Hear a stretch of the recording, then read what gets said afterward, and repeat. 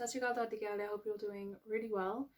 So I just want to quickly clarify that I wasn't expecting to split this video into two separate parts, and especially to film them on 2 different days.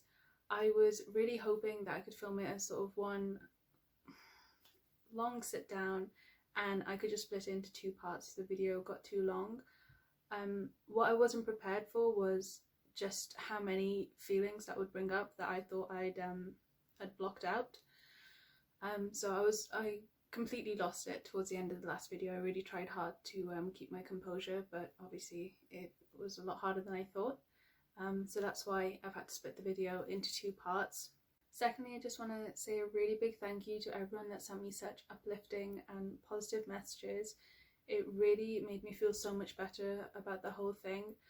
I definitely felt like it was a cathartic experience for me. I felt so much lighter as soon as I stopped filming the first part of this video. Although I was upset, that was my time to process all those feelings. So what I'd just sort of pushed down to the back of my head all those years ago was just finally all coming up, and I was finding a way to deal with it. Okay, so to pick up where I left off, so I mentioned that after my little bit of a crying fit, I finally just spit it out that Dad had found someone. My dad's initial reaction was he paused, and he paused for I think a good 2 minutes to 3 minutes, and it was the longest 3 minutes of my life because my heartbeat was going crazy and I was just waiting for him to say something. I think one thing about my dad is he is very calm in situations like this. No matter what happens, he's very composed, and I think that is just to do with how much trauma and pain he's seen in his own life. When my dad finally spoke, he just very calmly said, "How did this happen?" And so I explained to him that it wasn't just sort of like an overnight thing and it's happened. It was over obviously so many months that we got to know each other, and we were spending so much time together as a group, or whether it was together when we were in the library, that we just grew used to each other's company without even realizing. And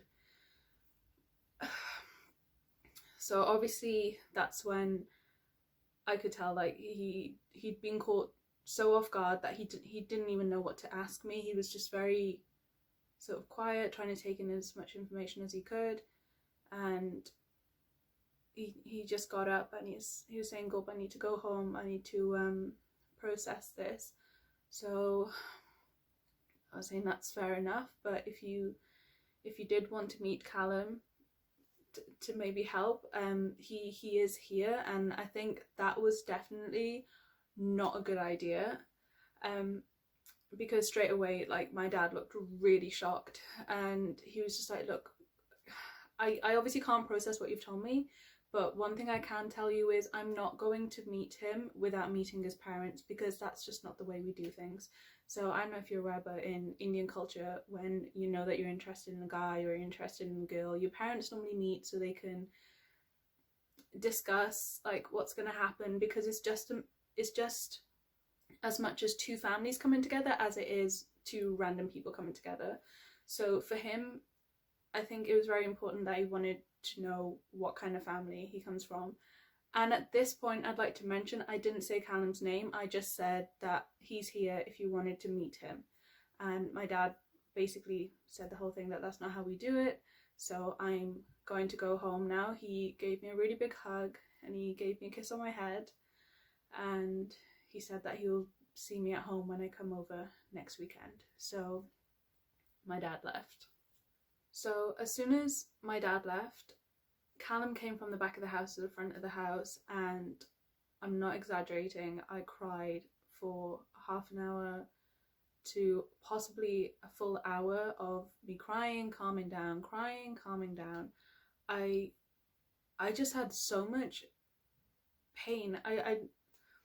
I feel like you would describe it as anxiety, but at that moment in time I just felt physical pain. Like there was like someone was just stepping on my chest continuously, and I just didn't know how to process it. And I think because I had pictured in my head that when I tell my dad, given the way my dad is and my upbringing, well, he's obviously very strict, that he would have had a bigger reaction. And I think because I was so prepared for that and it didn't happen, and he was calmer, which I'm very thankful for, but because he was calmer, all of that anxiety and that pain was just sort of churning inside of me, and I just kept crying. So eventually Callum calmed me down. So a week went past and I went home Friday evening. So what I used to do was go home on Friday evening and then drive back to uni on Sunday evening, so when I'd go home for the weekends. So I got home, it was pretty late. Mum greeted me at the door, the kids came running, and BB was making something special because she knew I was coming home. So it just seemed like an average day of me coming home. After everyone had eaten, Mum had put both the girls to bed, and her and BB were just like watching some TV in the upstairs living room. So my dad pulled me aside and he brought me downstairs to like our kitchen / living room bit. He shut the door between like both the floors. So he sat me down and we were having this conversation quite quietly because he told me that he hadn't told my mum, my BB, or my brother about this yet. And obviously the girls were too young to understand at this point, so they were out of the equation of telling, explaining. At this point in time, it was more focused on what adults knew, and basically just my dad knew. So we were having this conversation really quietly, and my dad basically just started it by saying that he doesn't believe in interfaith marriages, because even though Indians are very similar, or we like to think they're very similar, there's a lot of religious differences. And it was at that moment that I realised that when my dad came to see me at uni and we had that conversation, I obviously hadn't mentioned Callum's name, neither had I mentioned he was white. I had just mentioned I had found someone, so of course he thought I'd found some random Indian guy. So basically I was left with telling him all over again about what had actually happened. So I just came straight out with it, and I said that Dad, it wouldn't be an interfaith marriage because Callum doesn't belong to a religion. And I think as soon as I said his name, Dad's head just clicked, and that's when the conversation got very heated. Almost straight away, my dad just came out with, well, that's even more differences. Now you're going to have culture clashes. He's not going to understand our culture and we're not going to understand his. Like, how do you see that fitting into here? And he's not going to speak the language that we speak at home. He's not going to understand our faith if he doesn't belong to a faith himself. And this was it. This was the reaction that I thought I would get the first time I told him, and now it makes so much more sense of why he was so calm that time, because he thought that, okay, even if it is interfaith, yes, there's a lot to process and she's caught me off guard, but I can still try and process that. But now this was just a completely alien idea to him of, well, how can this work? He got very upset. I haven't seen my dad cry often, but while he was having this conversation, a few tears did roll down his cheek, and I just remember wanting to hug him, but it was just after the conversation we'd had, it was very, I could almost feel like a physical wall between us, that to him I seemed like a completely different person now based on the information that I'd just given him. So at that point I made a decision to just stop trying to explain, and at this point I just need to let him process it as much as he can, let him say what he needs to say. It's going to come from a place of panic, and because I have just dropped this on him, so anything that he says straight away, I'm not going to take it to heart. He is just saying it from a place of panic because it's something that he never expected to happen. So dad keeps carrying on about how many differences and like how difficult this would be, and how if he allows this to go forward, how our kids would be very, very confused. They might not be Sikhs like us, and he was very upset. And then he went quiet for a few minutes and we just sat in silence, and he just came out and said that I didn't realise you'd grown up so much. And he was saying that he had very conflicting feelings, because when I would used to tell him that I don't want to get married because it's a personal thing. He knew it was because of everything that my mum and dad went through, and I always had this fear that if I got married, the same thing would happen to me, because there's like a curse on our family. I know it's like ridiculous, but I was very, very young when my mum and dad got divorced. I was 9 and my brother was 7, and to like help protect us from all of this, my dad did send us to boarding school in India, and at that point we didn't speak much Punjabi, so it was a difficult enough experience as it was. But I was only 9 years old looking after my 7-year-old brother, because I was his only point of contact to ask what the hell's happening, where is everyone, where's my mum, where's my dad. And it was definitely a hard point in my life, and I think my dad deep down always knew this, and that's why he mentioned that I knew that that was the reason you didn't want to get married, and it always upset me that we'd messed you up and you're never going to have a happy life. So one side of me wants to be happy that at least you've overcome such a big obstacle, but at the same time you've just dumped another one on me. And wow, man, that really hit me hard. That it is almost like I'm putting him through this big thing. Like, already, I know I'm doing a lot of segues, but I just want to explain this as well as I can, because I don't want to see any hate comments towards my parents. It's taken me a long time to realise why my parents did what they did, and that's why I keep trying to explain it in these segues of everything that they went through themselves, and that was their reasoning behind their decision as well. That's why I will keep trying to explain it as much as I can. So even when my mum and dad got divorced, divorce was unheard of. It obviously happened in the Indian community, but very rarely, and in our family it was completely unheard of at the time, and it was just a big shock, especially because my dad was born in India, my mum was born in the UK. They definitely had some differences. So even though they were both Indian, they definitely had some differences of culture clash as well.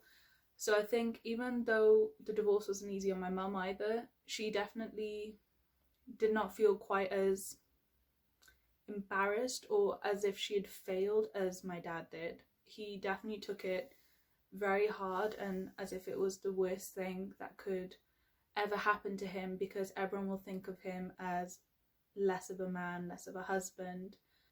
And all I could think when my dad had said that, I'm so proud of you for overcoming one obstacle, but you've dumped another one on me, all I could think was that going through that divorce was already emotional torture for him, because it was so unheard of in our community, that me dating a white guy is going to be another situation that's just going to be as painful as that divorce was on him. And that's when I started crying. But I was very careful that no matter what I felt and the way my dad felt, I was always very careful not to come out and say that I'm sorry for what I did, or what I did was wrong and I know it, because those kind of words, you're already putting a negative outlook on something that is already so taboo in our culture. The conversation came to a bit of a natural end, and I just sort of washed my face, went back upstairs and spent the rest of the evening just like watching TV with Mum and Bibi. The rest of the weekend we spent as normal. Like when Dad was talking to me in front of Aman, the kids, or Mum or Bibi, he was completely normal. Like you wouldn't be able to tell that anything had happened. So the weekend went on as normal, and I went back to uni. And then the next weekend when I came back home, my dad was really worried, and he said that, look, I keep trying to tell your brother and your mum, I just can't do it. I can't bring myself to do it, and secondly, I don't feel like it's my place to do it. You're the one that's going to have to tell them. And I just wasn't prepared for that, because it's such a big thing. Like even before I told my dad, I had prepared it for such a long time of what I'm going to say, of how I built myself up for it. So to just randomly drop that on me, I was terrified to begin with, because it was going to be both my mum and my brother. I just didn't know where to start, but I just thought, you know what, if I can get them into a room, just sit down and I'll eventually figure out what I need to say. So I called Mum and Aman up into his room. Now Aman's room was like right at the top of the house. So Mum and Aman sat down. They were both sat together opposite me, and I just came out with it that I've met this guy at uni. He is not Indian and he is not Sikh. He is white. We're on the same course. We got on really well and we started out as best friends, and naturally things progressed. Aman's face straight away completely dropped, and I could almost feel the anger bubbling inside of him. My mum was a lot calmer on the other hand. She was very much sort of the same as my dad, like, how did this happen, and how did it ever get to that stage that you're going to tell us and you want to marry this guy? I don't understand. So tried to explain it to my mum. All the while I can feel Aman's eyes burning into the back of my skull. Oh my god, I think it definitely makes it harder when you're telling more people than you are. So I was telling 2 people and I almost felt like I was getting cornered because I was on my own. So even though I told my mum and she sort of took the story in, Aman didn't break out in anger. You could just tell it was all just simmering inside of him, and he basically started the same thing of like, how could you do this to us? Like, I can't imagine having a white brother-in-law. It's just never gonna work. And so I'm trying to stay as calm as possible and not cry, just so I can have a decent conversation with them and try and explain as much as I could that where does that stem from? Like, where does this fear of having someone that's not one of us stem from? Like, what makes it so hard for you to accept? But I kept trying to tell just how much light he's brought in my life, how I didn't really know who I was or what I was going to do, and all of a sudden I've met someone and I have like our whole future planned out, and how big of a step that was for me. I just kept trying to drill that in, but you could tell they just didn't want to listen. First of all, I don't know if it was a shock, but they just already made an idea of who Callum is, of what he's like, before even meeting him, just by hearing his name and knowing that he's white. So I knew that no matter what I said in that moment, even though I was trying to explain it as well as I could to them, they're not going to want to listen to that because it is a big shock for them. So eventually I just let them say whatever they needed to say, and I started feeling really panicked and really, really upset. So I just said, look, you know what, I've told you, I can't keep saying that, I can't keep like repeating the same thing. And I went downstairs into my room and basically just got under the covers of my duvet and just stayed in a ball for a while. At this point, my sister Avi like came upstairs just to see what we were doing, and I remember she just like picked up the duvet and she just got underneath, and she was just sort of like holding me, almost like half hugging me and trying to comfort me. She didn't ask what was wrong. She just knew I was sad, so she just sat there with me with like an arm around me, and she's just so little at this point.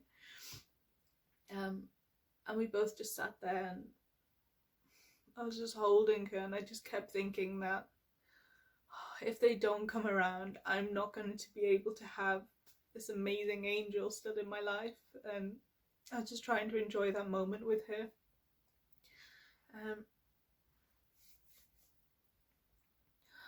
She really was such a caring child. Like, she took on all the worries of the world thinking she could solve them. So that night then, Avi just stayed in bed with me and we went to sleep as normal. Next morning I got up and it was Sunday, and normally I go in the evening, but I just knew I felt really anxious at home. I couldn't deal with it, so I spent a little time with Avi. We did some like painting, and then I went downstairs to tell my dad that, look, I'm not feeling any better. I thought I would feel better after a cry or feel better the next morning, but I'm not. I just feel a bit suffocated. I just need to go somewhere. And dad was like, yeah, that's fine. You can go to uni. And I could tell that like our relationship had already changed, because normally he'd always give me a hug or give me a kiss on my forehead, but it was very much just sort of like, yeah, you're going, just go. So that was very upsetting. So I just got in the car, drove back to uni, and when I got back to my house, I didn't really do anything, just stayed in my room. I didn't call Callum, I didn't want to talk to any of my friends. I just sat in my room. And I think a big part of it is I really didn't think my friends would understand. Like, of course they know that I'm Indian, or that I come from a Punjabi family, but they don't understand because it's a completely different culture to theirs. So I was very worried that their instant reaction might be, oh my god, that's so racist, or that's so backward, what an archaic way of thinking. And that's not me seeing them in a bad light. I just know how hard it is to understand a culture that is so completely different to yours, and to be able to explain that to them. So I just stayed in my room, and I kept all of this very quiet and to myself. The only person that I would tell was Callum, because I felt like he could sort of understand, because we spent so much time together. And I literally told him everything that happened at home. Even before I told my dad anything that would happen at home, I'd always tell him. So I felt like he had a bit more of an insight into it than, say, my uni friends. So another week passed and I went home. Everything seemed like it was normal, because obviously at this point my BB didn't know, and I was going to tell her, but then my dad and my mum stopped me, because they said, look, we're not going to tell her anything until this either resolves itself and you're back home as normal, or you're not here anymore. And that's when I knew that that ultimatum talk was coming. So BB went on, like, she used to go on these walks every now and again. So she went on a walk, she took Jessie with her in the pram, and so it's just me, mum and dad in the kitchen. And that's when dad said that, look, Guppy, we're going to keep going around in circles, but basically it just comes down to one point, that either you stay with us, forget about him, we're not going to make you transfer universities, but we'll trust you enough that you're not going to keep in contact with him. You end your relationship with him, you can stay at home, and we will look after you, and our relationship will not change. Or you can continue a relationship with him, but you will have to say goodbye to the family, and none of us will associate with you anymore. And at that point, I know this is a really weird thing to pop into my head, but at that time the only thing that came into my head was, again, Nabella's video, where she'd mentioned that the one thing she kept doing was she kept fighting. Her parents kept telling her to choose, it's either us or him, and she kept refusing to choose. And that seemed to work out great for her. Her parents eventually accepted Seth. So I said to dad, I refuse to choose. I'm not going to be able to choose. You're both too important to me. And whichever side I choose, I'm always going to long for the side that I don't have. So it's an impossible choice. I can't make it. My dad got really angry.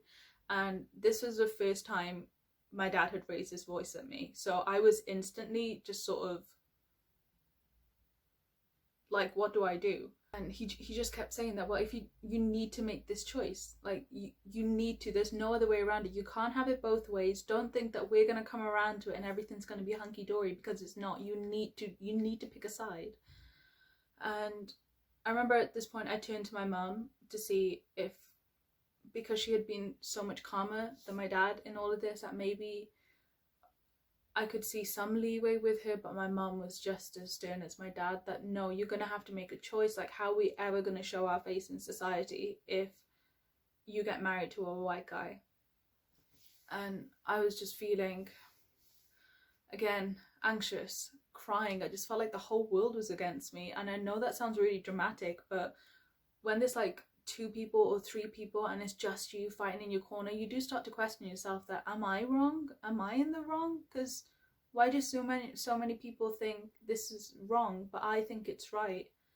And all these thoughts are going into my head while my parents are still talking about how this is going to impact their life and how they never expected it of me because I've always been such a good kid, and whether this is me acting out and it's a phase. I just felt awful.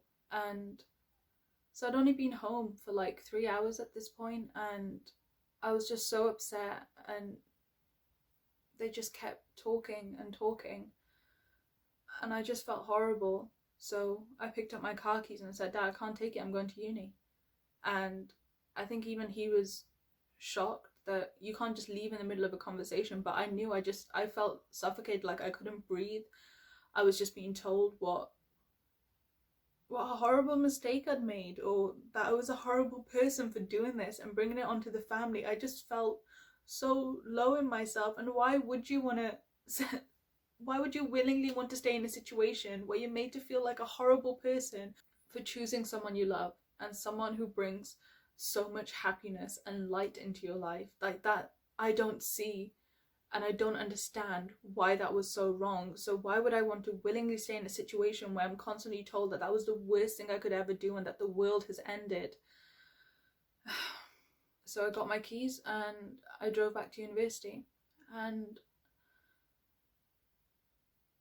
I just stayed upset for the rest of the weekend because obviously I'm so used to being home. So first of all, there was that change of routine, and secondly, I felt like I wanted to talk these things through with them, but I couldn't because they weren't willing to listen. And every time I went home, it was the same thing again.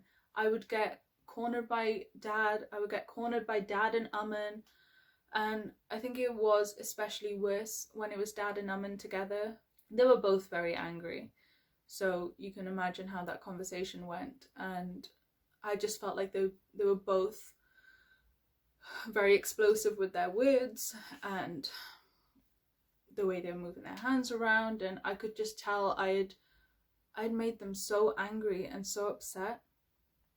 And this went on for months. Almost every weekend that I went home, I was getting pulled for a talk by my mum, getting pulled for a talk by my dad and Aman, by Aman on his own. And it went on for 4 to 5 months. So when it was coming to the end of that 5th month, my mum pulled me aside and she was talking about how it was very difficult to come to a brand new country and be married to someone who already has 2 kids.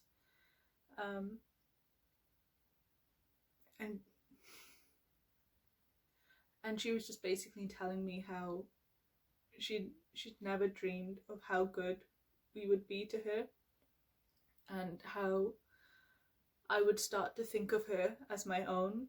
So she was just getting really emotional talking about that she didn't just gain a husband, she gained 2 wonderful children, and that she thinks of me more as a best friend than a daughter. So she's just telling me like her favourite memories, and she just kept asking me to reconsider, if I could please reconsider, and that she would fight my dad if she needs to when it comes to any sort of arranged marriages or anything like that. Just anything she could do to keep me at home. That's when I asked her that do you think I could truly be happy with someone else, or someone that you choose? Or what if I just chose like an Indian guy further on in life? Do you think I'll be happier then? And honestly, that's when she said something that I wasn't expecting, but she said that if you truly are happy now, that's fair enough, because you never know when you're going to be happy again.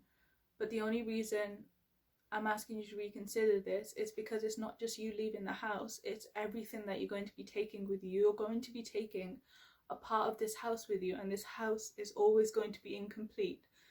Aman's going to lose his sister, Avi's gonna lose a mum slash a sister. I'm gonna lose my best friend and a daughter. We just sat there for a while. Then she had her one arm around me and she's just sort of rocking me slowly, that she doesn't want to lose me and she's sorry that she's putting me into this situation, but she feels like she's the only person that can maybe get through to me. So after that conversation with mum, I think a couple of hours passed, and then Dad called me into Aman's bedroom upstairs. Aman was there as well, and then I had another conversation with Dad and Aman. Again, it got really heated, and I was saying that I don't want to choose, and I think like my dad punched the bed at this point, and that's when I was just like, oh my god. And he's just like, you've got to choose. I don't know why you keep saying that you can't choose. You need to choose. You must know which side is more beneficial for you. And again, at that point, I knew that no matter what I said, I'm not going to get through to him. He's just getting more and more angry. I can tell he's getting more and more angry.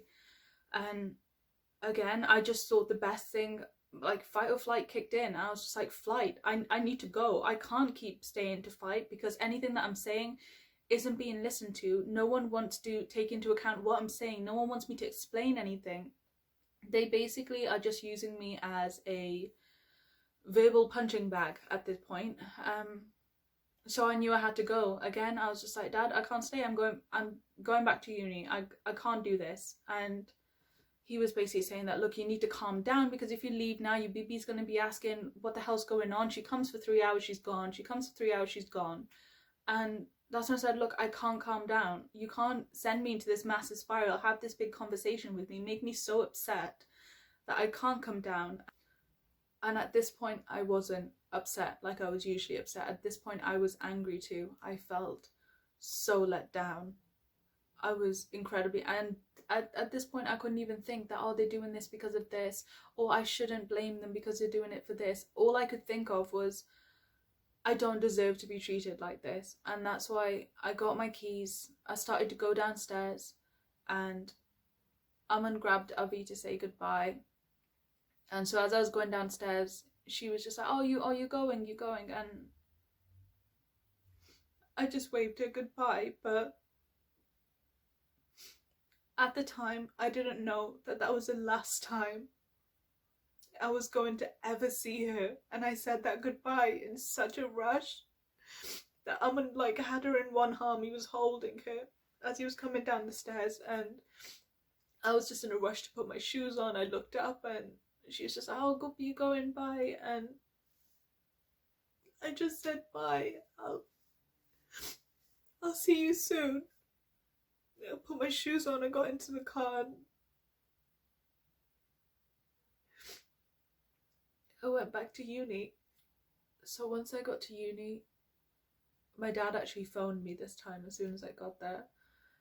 And he was saying that it's getting harder and harder to hide it from Bibi, because she must know that something's going on. Like, the kids keep coming, then they're leaving, that there's something going on. And so we need to put an end to this sooner rather than later, because he can't keep hiding it from her anymore. And that's when on the phone that I told him that I can't come home this weekend, because I can't keep having the same conversation or same style of conversation where basically words are just being thrown at me, but I'm not allowed to say anything in my defense. And he angrily put the phone down. So 1 week passed, nothing. 2 weeks passed, nothing. And that's when I decided to write a letter. So I wrote a letter addressed to my dad. I basically just wrote down all my best memories of him, everything that I was thankful for what he had done for me. And I did the same for my mum. I did the same for Avi and Jessie in the letter as well, of just everything that I felt for them. I did a section for Aman as well. I basically had a really long letter, and I did sections for each of them just to let them know how much they mean to me and how I don't want to lose them and why I can't lose them, and that all I'm trying to do is introduce someone that I feel has made my life so much better. And that's not to say that I was living a horrible life before. It was just that this person had really shown me how to live. And that I see God in him. I know that is such a problematic statement, but I really do. Anyone that meets Callum, you can tell straight away he thinks the world of me, and it makes me feel so amazing as well when my friends can tell me that he literally can't take his eyes off of you, or when we see you together, we know that's that forever kind of love, that I hope to have that someday. Or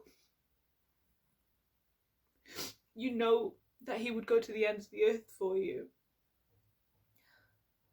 And that's what I do. I truly see God in him. I really do. He takes on everyone's troubles as his own.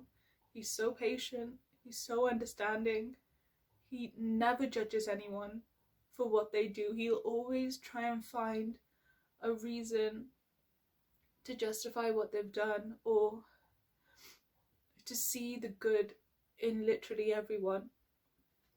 So I wrote this all down, and I wrote in the letter that the reason why I can't come home is because of how I've been feeling. And I went into detail about any time I'd had to stop the car while driving because I was having a panic attack. I had to wait by the side of the road for like 2 hours, 3 hours, because I was just trying to calm myself down, because I was coming from the house. I couldn't do that in the house. I literally went into detail about everything, and I sent the letter off saying that I couldn't come home until my dad made a decision, because I kept trying to say my side and no one was listening. So at this point, if they do want a decision to be made, it's not coming from me. They're going to have to make it themselves. I sent that letter and there was no response from my dad. And then a week later, it was my birthday. So my dad called and I literally just said hello, and before I could even say anything else, he said, look, I needed to phone you because Abby knows it's your birthday and she wants to wish you a happy birthday. So I was like, okay, that's fine. So I spoke to Abby. She said happy birthday. She's wondering why I wasn't home. I told her I was working at uni and I had lots and lots of homework to do. And she was like, that's no problem. I've got like a card and I've got presents waiting for you. And then she passed the phone to my BB, and even my BB was saying that it's very strange me not being home on my birthday, and she wishes I'd never gone to uni because she never sees me anymore. But I kept telling her that I will be home soon and we can celebrate my birthday next year even bigger and better. So we ended the phone call there. I didn't speak to my dad. It's just I ended the phone call with BB. Then I think it was just a few days later, I got a text from Aman saying that dad wants to meet Callum's parents. And straight away I was very confused, because I thought, given everything that had led up to that point, that this would be when the decision would be made, or they would just kick me out of the family because they just don't know what to do with me. So I was so happy but so confused at the same time. And so I texted someone back that, look, I'm not sure when they'll be able to get time off exactly to fit in within this week, because Callum's mum's a civil servant and Callum's dad is a lecturer. They can't just take time off whenever they want. So I explained that to him, and Mum just said that basically dad just wants to meet them as soon as possible. So Callum spoke to his parents, and his mum was happy to take the time off whenever. Callum's dad was stuck. It was like, I think it was mid-exam season, so he was incredibly busy, but he still dropped everything and made sure that he could come, because he didn't want Callum's mum to just be there on her own and just meet it as like, this is one of Callum's parents. So they both came down. And then Aman texts me saying that, is it okay if you're not in the house? We just want to speak to Callum and his parents on their own. And again, I was very worried that, well, what's going to happen? Why can't I be there? But at this point, I was just trying to do anything I could do to make my dad and my brother comfortable. So I was like, okay, that's fine. So again, there was only 2 of my friends in the house at this point, so I asked them both, can we just go out for food somewhere, just so we have the house empty for a couple of hours? Like my dad's gonna come down and Callum's parents are coming down, so they're gonna meet for the first time. And they said, yeah, that's fine. So all 3 of us went for food, and Callum's parents arrived quite early, so they met Callum in the house, and then my dad and my brother arrived. They met with Callum's parents. I don't know the full state of the conversation because obviously I wasn't there, but from what I've been told, Dad was basically just trying to convince them that it wouldn't be good if I joined their family. So it was a very typical conversation for Callum's parents, but I appreciate them doing what they did so much. I knew that them going into this conversation wasn't going to be something that my dad's going to sugarcoat things for them. I knew it was going to be a very direct and uncomfortable conversation, but they still did it, and I honestly love them so much for that. The conversation happened, and I didn't actually know this at the time. Callum only told me this very, very recently because he didn't want to upset me, but my dad had brought the letter with him that I'd written to the whole family, and they were basically encouraging Callum's parents to read it, to say like, this is the writings of an immature young woman and who's just so blindly in love. She has no idea what she's chosen, like she doesn't understand. And I can understand now why Callum didn't tell me this at the time. I was so incredibly emotional then, and to know that my dad, who used to think so highly of me, was now thinking I was just some dumb girl that can't support herself, or that doesn't know what she's doing just because she's chosen a path that doesn't follow his path. Callum's parents obviously refused to read the letter. They felt like it was an invasion of privacy, so they, even though my dad kept encouraging them to read it, they were basically turning away and like, we're not going to read it. And they were very firm with that. Obviously the conversation didn't go well between them, so Dad and Aman decided to leave, and Aman then texted me to say, look, we're going to leave, is it okay if we speak to you before we go? I said, yeah, that's fine. So I left both the girls in the restaurant that we were eating at, and I just came out myself, started walking towards the house, and I saw Aman's car parked up. So I got into, like, Aman went into the seat behind, so I got into where the driver's side was. And my dad was in the passenger seat up, like, by the side of me. So basically my dad just kept saying, I think this is where my dad really brought out the emotional blackmail tactics of, I will be left a living shell of a man if this does happen. And I said the same back to him, that I would be a living shell of a woman if I'm forced to choose either Callum or you guys. If I live with you guys, I'll feel incomplete, and if I live with Callum, I'll feel incomplete. So either way, I'm going to be feeling the same thing that you think you're going to be feeling, but that could all be avoided if we can find a way to find a middle ground, rather than let's cut ties. I'm not the one saying to cut ties. So then my dad, he got really frustrated, and he was saying that with Avi and Jessie now, he's going to make sure that they never, if they have to go to university, they never stay on campus, or he'll tell them what to study, or he'll tell them where to sit, and he'll make sure they sit there. And I was honestly gobsmacked. Like, I'd never seen this side of my dad before, and I just kept thinking that I'm not sure if he's saying these things out of anger, because I don't think he's physically capable of doing something like that, of completely ruining 2 lives based on what I do. And because he was nothing but a good dad to me. He went above and beyond most dads I've seen.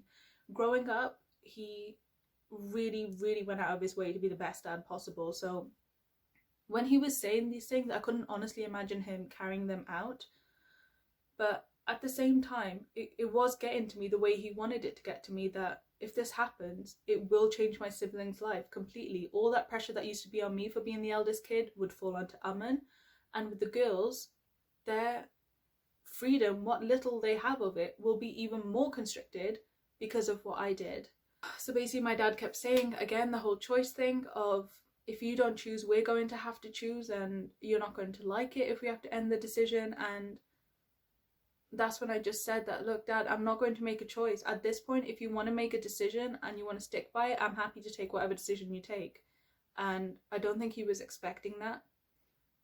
But he just sort of threw his arms up in the air and he went, fine, that's it then. It's done. And you're not going to have any contact with the kids, with your BB, with your mum, with me. Aman, I can't speak for Aman fully, but Aman is the only one that can be a kind of like a middleman between us if you really need to get into contact with the family. But other than that, you're not to speak or be in contact with any of the other family except for Aman. And Aman in the backseat at this point was getting really frustrated and angry, like, I can't believe this is happening. This isn't how the family's going to end up. Like, you Guppy, like, do something. And I just didn't know what to say. Like, I've done everything I could. I don't know what else you want me to do, and then I just got out of the car. I walked back to the house.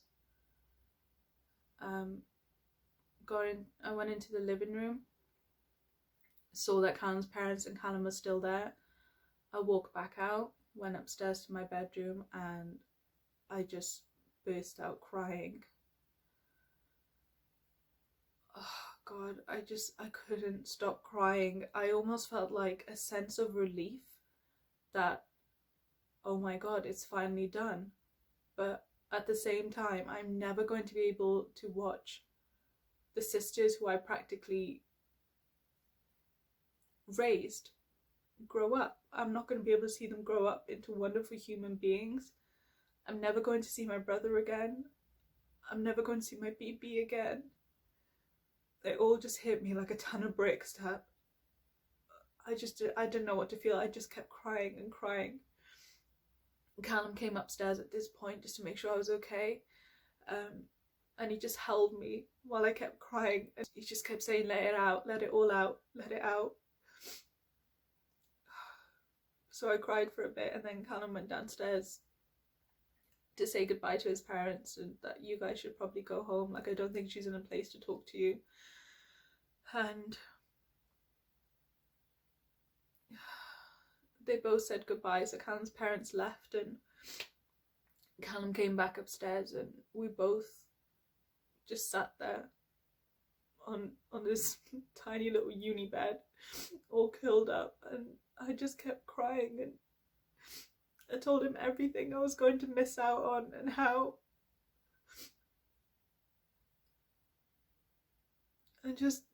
I don't see myself getting over this type of pain anytime soon. But he just kept assuring me that he's going to be there for me every step of the way, and he never intended for me to lose my family in all of this, but he's going to make sure that he can be as much family for me as he can. I saw my tutor for my dissertation and I explained the situation, and I told him that I'm thinking of dropping out, because I couldn't focus on my study anymore. I was just not in the right mindset. And Matt, my tutor, I can't thank him enough for this, but he really talked me down, and he said, look, I know you think this is the most horrible thing that's ever happened to you, but you will come out of this. And when you're holding your degree in your hand, the joy you are going to feel that you managed to achieve that after a time that's been so hard, nothing's ever going to compare to that. And I don't know what it was about that, but I just felt like, yeah, I can do this. I need to do this. But yeah, so the counsellor and my dissertation tutor definitely played a big role in helping me get through my final year, but obviously I was still dealing with a lot of pain. So I went to the doctors and I was diagnosed with depression. So I took sertraline for a good 8 months, and they also gave me beta blockers for my anxiety. I think that was definitely hard for me to come to terms with as well, because already I didn't take my mental health seriously just because of the community that I grew up in. I don't think mental health is taken seriously in the South Asian community. And secondly, I was taking medication for said mental health. So that was definitely another thing that was always playing on my mind. But a mixture of all three things, of getting help from the doctors, getting help from my dissertation tutor, and getting help from a counsellor, helped me finish my last year of uni. I got my degree and I was 1 mark from a first, which I thought I would be more upset about, because I felt at that point I had something to prove, that even though I've gone through this horrific time of my life, I've still gained something. And I was so hell-bent on getting that first, but oh well, I still got a 2-1. That 1 mark, I remember I kept asking my tutor if there was any chance I could get that 1 mark just so I could have a first, but grade's a grade, you can't change it. But yeah, I'm still happy with my 2-1. That I thought that was pretty well considering everything that happened. Yeah, so I just want to also mention that I know up until that point it had been 3 years I had no contact from my family, but Callum's parents really took me in as one of their own. His mum especially treated me like the daughter she never had, and she still spoils the hell out of me. Sometimes I genuinely think she loves me more than Callum, and they're honestly the best in-laws you could ask for, and they made me feel so comfortable. And they never sort of meant it in a bad way. Like, even anything that happened with my dad and my brother, I don't know the exact words that were said in that conversation that they had with them, but I know it couldn't have been a pretty conversation. They never talk about it. They never make me feel bad about anything that's happened.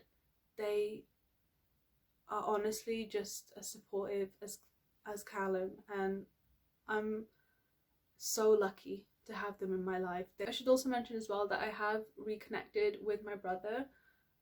So I think I started speaking to Amin again, I think it was a month before I moved to Bristol, and he just called me out of the blue and we just got to talking, and we talked for hours on that phone call, and it just felt like I had my brother back. So since then we have seen each other. We talk on the phone regularly as well. My dad's aware of this and he seems okay, because I mean, he said in the beginning that Aman is the only one that you're sort of allowed to have contact with, so I always got to know how the family was through my brother. And I've also reconnected with my biological mum. I've actually seen her a few times as well, and then I also have 3 siblings now too, so I've got another 2 brothers and a sister.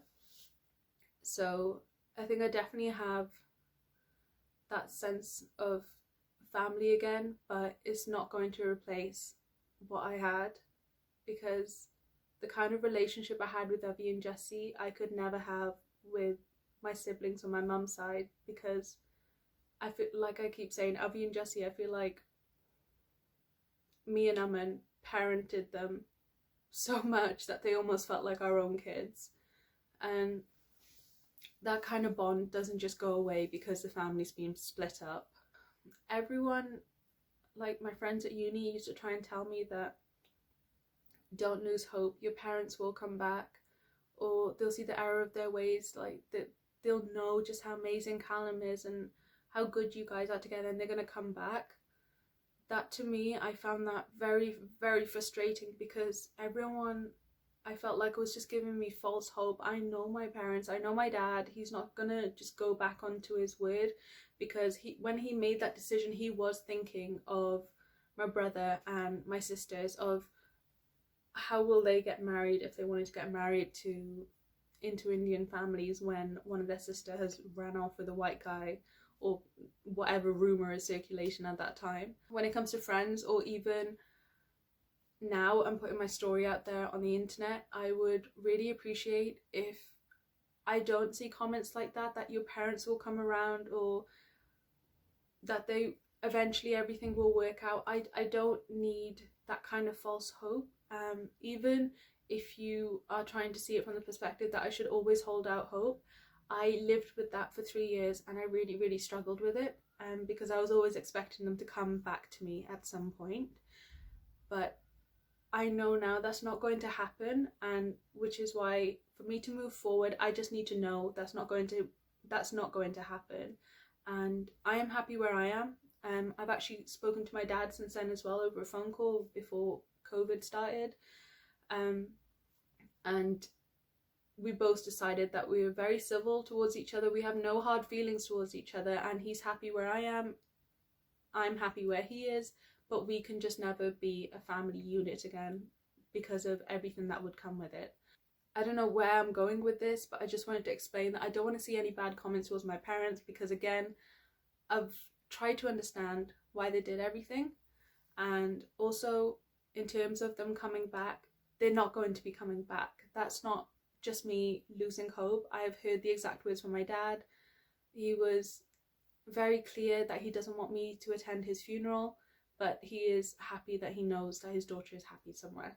So take that as you will, but that is why I can't be seeing any of those kind of comments. We've all moved on with our life and we're all trying to heal from it. So if you could keep comments like that to yourself, that would be amazing. Okay, well, that's it. I'll leave the video here. And again, my DMs are always open if you're going through a similar situation and you just need someone to talk to, or if you want to be part of a bigger community of people like us. Like I mentioned, there is a Facebook group of Brown Girls Rising. I'll try and put the link in the description box for you. And it's just a safe place to have these kind of discussions. Okay then, well, I hope you enjoy the rest of your day, and I will see you in the next one. Bye.